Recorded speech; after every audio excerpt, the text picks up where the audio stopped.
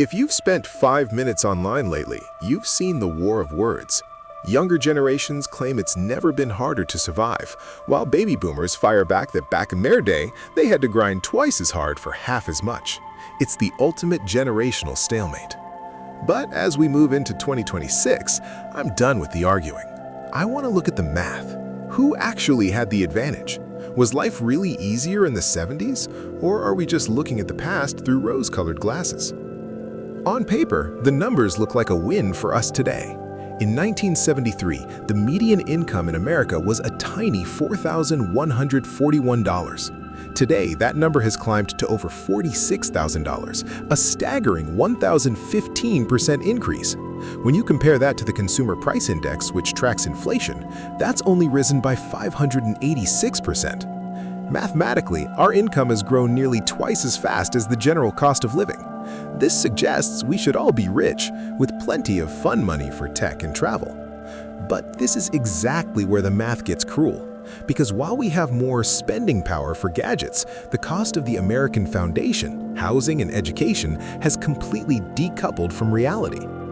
Let's look at the biggest hurdle: housing. Since the 70s, median home sales prices have skyrocketed by over 1,000%. While a mortgage rate in 2026 might look similar to the 7.3% rates of 1973, wages haven't even come close to keeping pace with the price tags.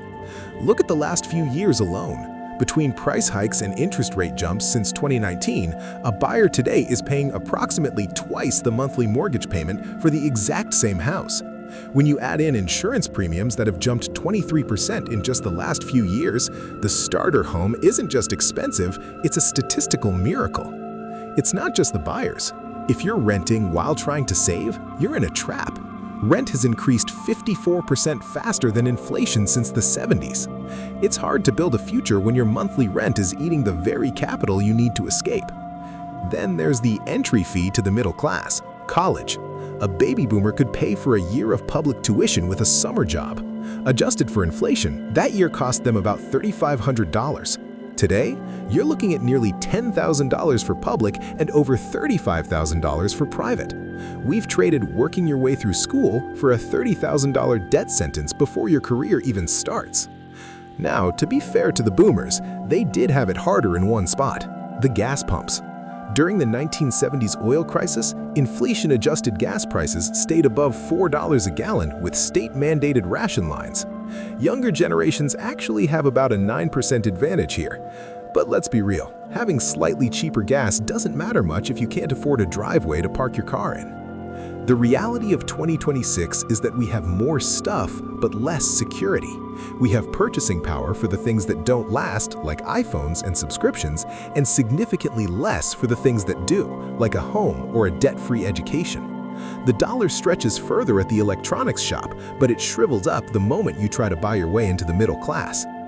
The math is clear. Baby boomers had fewer things, but a much clearer path to ownership. Today, we have all the things in the world, but the path to ownership is locked behind a door that gets more expensive every single day.